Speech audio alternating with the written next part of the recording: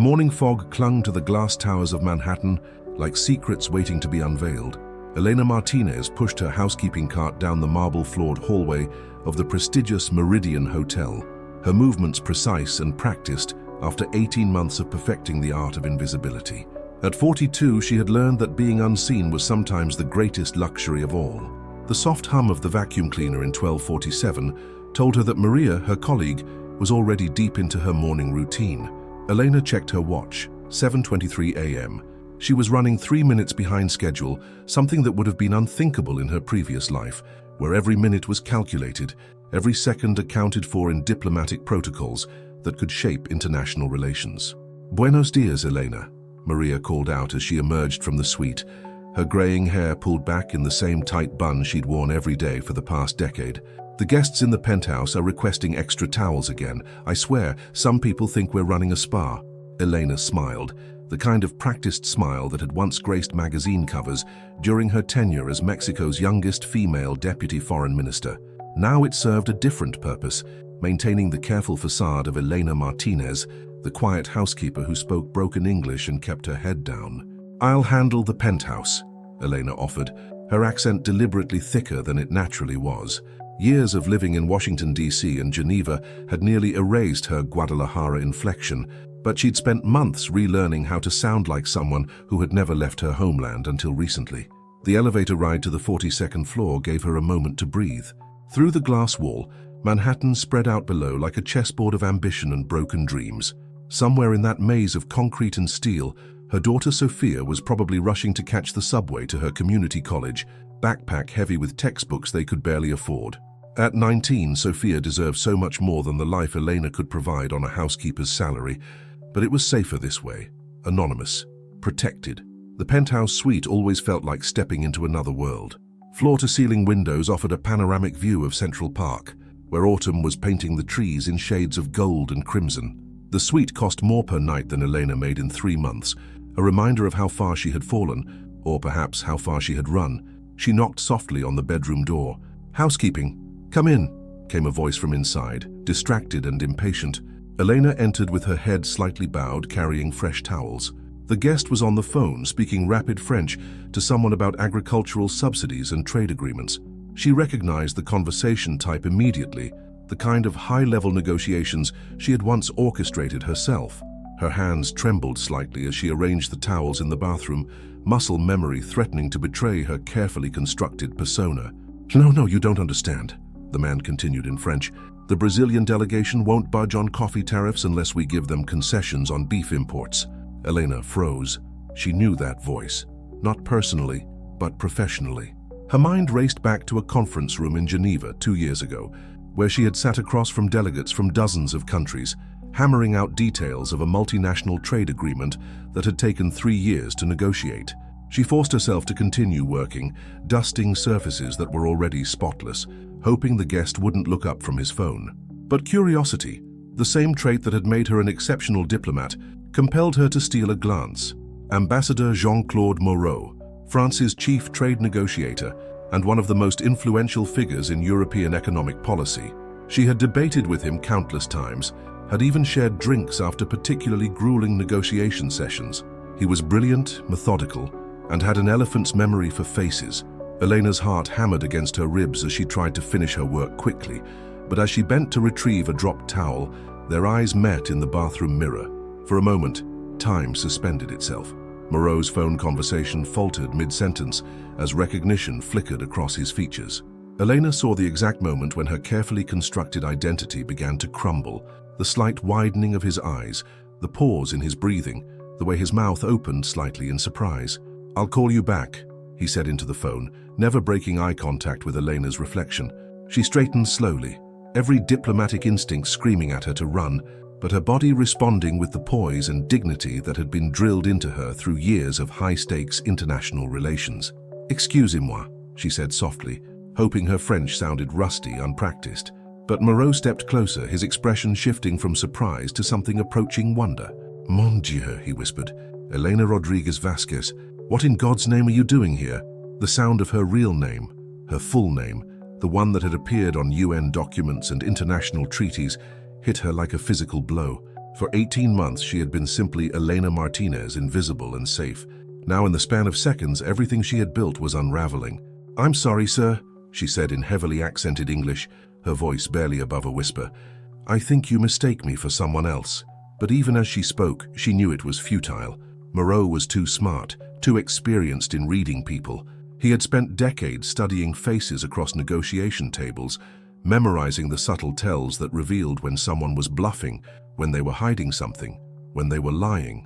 "Eleanor," he said again, this time in Spanish, his pronunciation careful and respectful. "You were brilliant at the Geneva summit. Your proposal on agricultural subsidies for developing nations, it was revolutionary. The way you handled the Chinese delegation when they tried to railroad the environmental protections."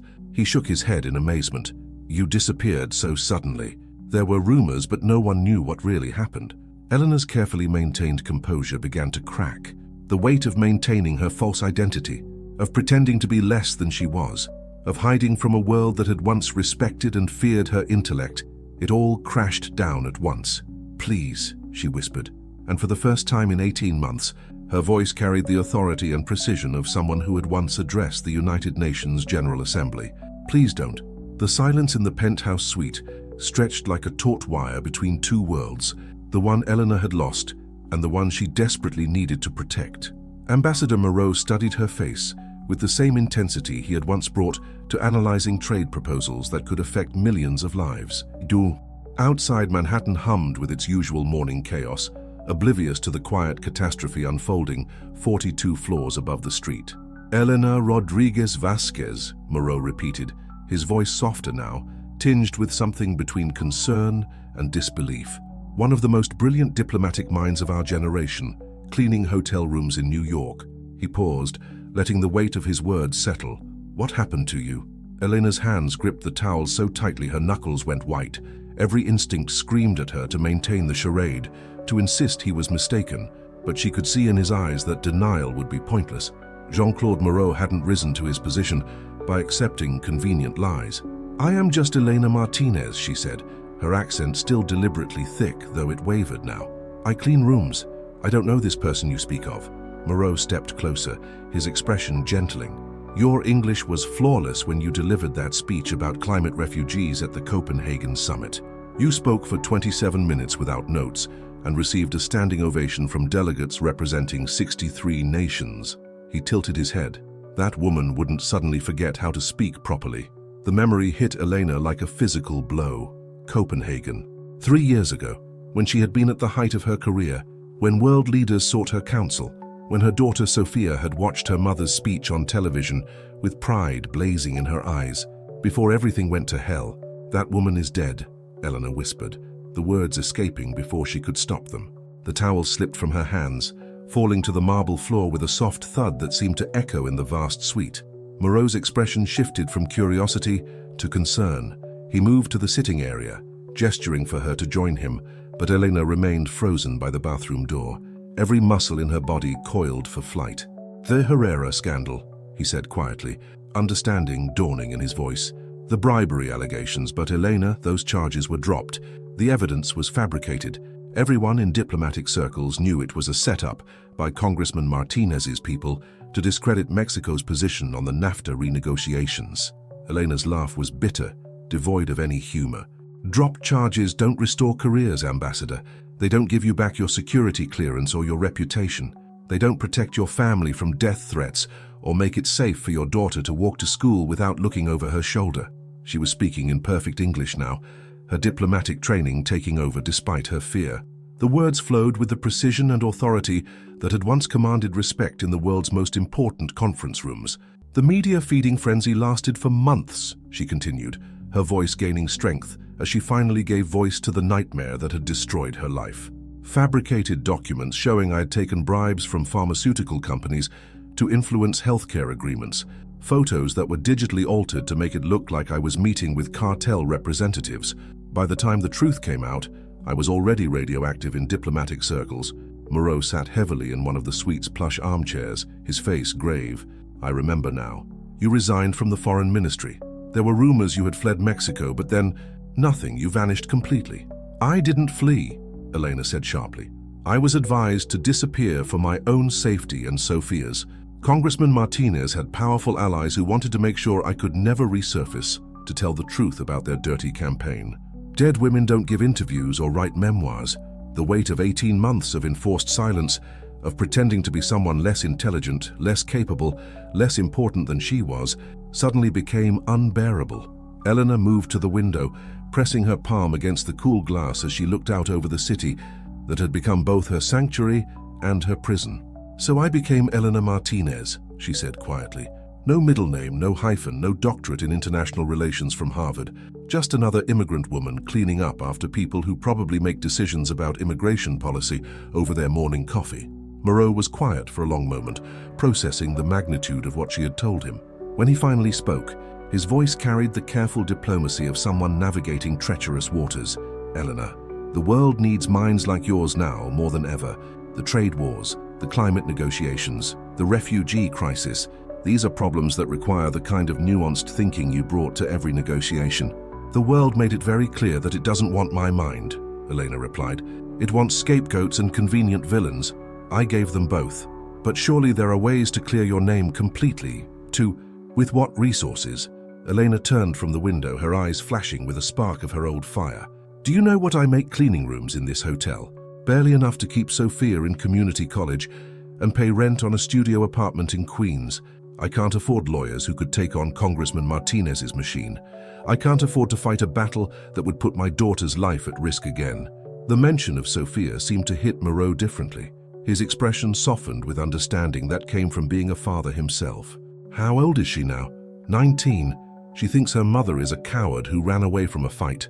Elena's voice cracked slightly. "She doesn't know about the death threats. She doesn't know that 3 journalists who investigated the fabricated evidence against me had their careers destroyed or worse.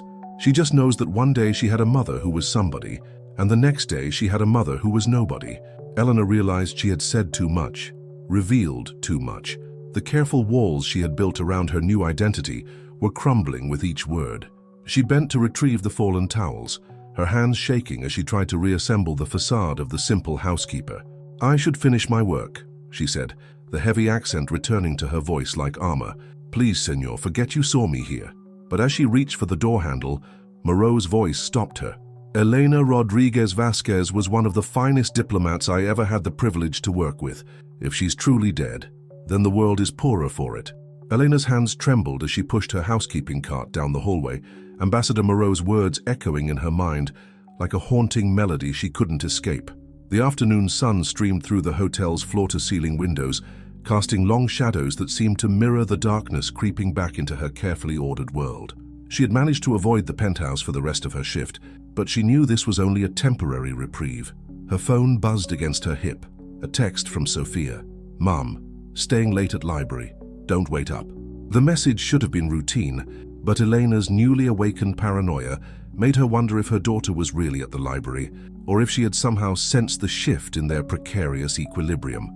As Elena changed out of her uniform in the hotel's employee locker room, Maria approached with concern etched across her weathered features. "Estás bien, mija?" Maria asked, switching to Spanish as she always did when they were alone. "You've been pale as a ghost since this morning. Did something happen with that French guest?" Eleanor forced a smile, but she could see in Maria's knowing eyes that her friend wasn't convinced. In 18 months of working together, Maria had become more than a colleague. She was Elena's anchor to this new life, the one person who had shown her kindness without expecting anything in return. "Just tired," Elena replied, but as she gathered her things, her phone rang. Unknown number. Her blood ran cold as she stared at the screen, memories of threatening calls from 2 years ago flooding back with vivid clarity. Against her better judgment, she answered. "Elena Rodriguez Vasquez?" The voice was crisp, professional, with a slight British accent. Eleanor's mouth went dry. "I'm sorry, you have the wrong number. Ms. Rodriguez Vasquez, my name is Victoria Sterling. I'm an investigative journalist with The Atlantic. I believe Ambassador Moreau contacted you today?" The phone nearly slipped from Elena's grasp. In the space of 8 hours, her worst nightmare was manifesting with terrifying speed. She ended the call immediately and turned off her phone, but the damage was already done. The walls were closing in. Maria watched with growing alarm as Elena's breathing became rapid and shallow. "Elena, what's happening? Who was that?" "I have to go," Elena whispered, grabbing her purse with shaking hands. "If anyone asks for me, you don't know where I am. You don't know anything about me, entiendes?" But as Elena rushed toward the employee exit, she found her path blocked by a familiar figure. Ambassador Moreau stood near the service elevator, his expression grave but determined. "We need to talk," he said quietly. "I told you to forget you saw me," Elena hissed, glancing around nervously to ensure they weren't being observed. "I tried," Moreau replied, "but I made some calls after you left. The situation is worse than you know, and it's about to get much worse." Elena felt the world tilt beneath her feet. "What did you do?" Moreau guided her toward a quiet corner near the loading dock, away from the curious eyes of other hotel employees.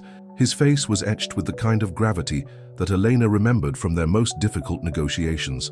"I contacted some old colleagues, thinking perhaps there was a way to quietly rehabilitate your reputation," he began. "But Elena, the people who destroyed you, they're still actively monitoring any mention of your name. Within 2 hours of my first inquiry, I received a very polite but very clear message suggesting I drop the matter entirely." Elena's legs felt weak. She leaned against the concrete wall, trying to process what Moreau was telling her. "So they know I'm here. They know I'm alive." "There's more," Moreau continued, his voice heavy with regret. "That journalist who called you, Victoria Sterling, she's been investigating the Herrera scandal for months. She has evidence that could clear your name completely, but she needs you to go on record. She needs your testimony to connect the dots." "Absolutely not," Elena said immediately. "I won't risk Sophia's safety for any story, no matter how important." "Elena, listen to me." Moreau's voice took on the urgent tone she remembered from crisis negotiations. "Congressman Martinez is running for Senate. His campaign is already being targeted by opposition researchers who are digging into his past. Your story is going to come out whether you cooperate or not. The question is whether you control the narrative or let others control it for you." The truth hit Elena like a physical blow. For 18 months she had believed that silence would protect her and Sophia. But silence had only been a temporary shelter, and now the storm she had been hiding from was bearing down on them with renewed fury. "How long do I have?" she asked, her diplomatic mind already shifting into crisis management mode despite her fear. "Sterling is publishing her story in 48 hours, with or without your cooperation. But Elena, if you don't tell your side, she'll have to rely on sources who might not have your best interests at heart." Elena closed her eyes, feeling the weight of an impossible choice settling on her shoulders. Speaking out meant exposure, danger, the possibility that the people who had destroyed her career might escalate to more direct threats. But remaining silent meant losing control of a story that was going to surface regardless. "There's something else you need to know," Moreau said gently. "Your daughter, Sophia, she's been asking questions about you, about what really happened 2 years ago." Elena's eyes snapped open. "How do you know that?" "Sterling contacted her as part of her research." Sophia didn't say much, but it was clear she knows more than you think she does. She's not the naive teenager you're protecting, Elena. She's a young woman who deserves to know the truth about her mother's courage. The revelation that Sophia had been approached by a journalist without Elena's knowledge sent a fresh wave of panic through her system. All of her careful planning, all of her sacrifices to keep Sophia safe and innocent, it was all unraveling at once. "I need to get home," Elena said, pushing past Moreau toward the exit. "I need to make sure Sophia is safe." "Elena, wait," Moreau called after her. "You don't have to face this alone. There are people who remember what you accomplished, who respect what you stood for. You have allies, even if you've forgotten that." But Elena was already running toward the subway, her mind racing with worst-case scenarios and contingency plans that felt woefully inadequate. As she descended into the underground maze that would carry her back to Queens, she couldn't shake the feeling that the careful life she had built was about to be swept away by forces beyond her control. The train car was crowded with evening commuters, but Elena felt utterly alone as Manhattan's skyline disappeared into the tunnel's darkness. The modest apartment in Queens had never felt smaller than it did that evening. Elena paced the narrow space between the kitchenette and the fold-out couch that served as Sophia's bed, her mind churning with possibilities and fears. The familiar sounds of the neighborhood, sirens in the distance, the rumble of the elevated train, voices speaking in a dozen different languages, usually brought her comfort. Tonight, they felt like the soundtrack to her unraveling world. Sophia sat at their small dining table, her economics textbook open but ignored. watching her mother with the sharp intelligence that Elena had tried so hard to shield from harsh realities. At 19, Sophia had inherited her mother's keen perception and her father's stubborn determination, a combination that had served her well in school but made her nearly impossible to deceive. "Mom," Sophia said quietly, closing her textbook with deliberate precision, "we need to talk." Elena's pacing stopped. The words she had been dreading hung in the air between them like an unexploded bomb. "A journalist called me today," Sophia continued, her voice steady but her eyes searching Elena's face for truth. "Victoria Sterling from The Atlantic. She knew things about you, about our life before we came here, things you never told me." Elena sank into the chair across from her daughter, feeling the weight of 18 months of carefully constructed lies pressing down on her shoulders. "What did she tell you?" "She told me that my mother wasn't a mid-level embassy clerk who lost her job due to budget cuts," Sophia said, her voice gaining strength. "She told me that Elena Rodriguez Vasquez was one of the most respected diplomats in the world. She told me that you didn't leave Mexico because you wanted a fresh start. You left because powerful people destroyed your reputation to silence you." Tears threatened to spill from Elena's eyes, but she forced herself to maintain eye contact with her daughter. After years of diplomatic training, after months of pretending to be someone she wasn't, this moment of absolute honesty felt both terrifying and liberating. "Why didn't you tell me the truth?" Sophia asked, and Elena could hear the hurt beneath her daughter's composed exterior. "Because I wanted to protect you," Elena whispered. "Because I thought if you didn't know how far we had fallen, it would hurt less. Because I was afraid that if you knew the truth, you would see me as a failure." Sophia reached across the table and took her mother's hands. "Mom, I've watched you work double shifts cleaning hotel rooms to pay for my college classes. I've seen you study English textbooks at night, so you could help me with my homework. Even though I know you speak English better than most of my professors, I've watched you sacrifice everything to give me a chance at a normal life." Her voice cracked slightly. "That's not failure, that's heroism. That's..." Elena felt something break open in her chest, a dam of shame and fear that had been holding back not just tears, but the truth about who she really was. For the first time in 18 months, she allowed herself to remember the woman who had once commanded respect in the world's most important meeting rooms. "The journalist wants me to tell my story," Elena said. "She has evidence that could clear my name, but it would mean going public. It would mean putting both of us back in the spotlight." Sophia was quiet for a long moment, processing the implications. When she finally spoke, her voice carried a maturity that reminded Elena achingly of herself at that age. "What would happen if you stayed silent? The story comes out anyway, but without my voice. Without the truth from my perspective." Elena paused, then added quietly, "And the people who destroyed my career are running for higher office. They'll have more power to hurt anyone who threatens them." "Then we fight," Sophia said simply. "We tell the truth, and we fight." Elena stared at her daughter, seeing not the teenager she had been trying to protect, but the young woman Sophia had become, despite Elena's efforts to shield her from the world's harsh realities. "It won't be easy," Elena warned. "There will be media attention, scrutiny, possibly danger. Your normal life, your privacy, it could all disappear." Sophia smiled, and in that expression, Elena saw an echo of her own determination from years past. "Mom, I've never had a normal life. I've had a life with a mother who taught me that integrity matters more than comfort, even when she thought she was teaching me something else entirely." Elena's phone buzzed against the table. Victoria Sterling's number appeared on the screen again. This time, Elena answered. "Ms. Sterling, this is Elena Rodriguez Vasquez." "Dr. Rodriguez Vasquez," Sterling corrected gently. "Thank you for taking my call. I know this is difficult, but I believe your story needs to be told." "What exactly do you have?" Elena asked, her diplomatic instincts taking over as she shifted into negotiation mode. "Email chains between Congressman Martinez's staff discussing the fabrication of evidence against you. Financial records showing payments to the journalists who initially broke the false bribery story. Most importantly, I have testimony from Miguel Herrera himself, given before his death last year, admitting that he was coerced into implicating you in exchange for immunity on unrelated charges." Elena felt her breath catch. Miguel Herrera had been the key witness whose testimony had destroyed her career. If he had recanted before his death, why didn't this come out sooner? Elena asked. Herrera was terrified. He gave his testimony to a lawyer who held it in trust until it was safe to release. That lawyer contacted me 6 months ago, after Congressman Martinez announced his Senate campaign. Elena looked across the table at Sophia, who was watching with intense concentration. Her daughter nodded encouragingly. "What do you need from me?" Elena asked. "An interview on camera. Your side of the story in your own words. The world needs to hear from Elena Rodriguez Vasquez, not from her enemies."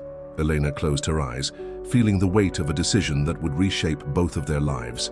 When she opened them, she saw Sophia smiling at her with pride and love. "I'll do it," Elena said, "but I have conditions." As she began to outline her terms with Sterling, Elena felt something she hadn't experienced in 18 months. Hope. Not the desperate hope of someone hiding from the truth, but the fierce hope of someone ready to reclaim it. Outside their small apartment, Queens hummed with the dreams of millions of immigrants who had come to America seeking second chances. Tonight, Elena Rodriguez Vasquez was finally ready to claim hers.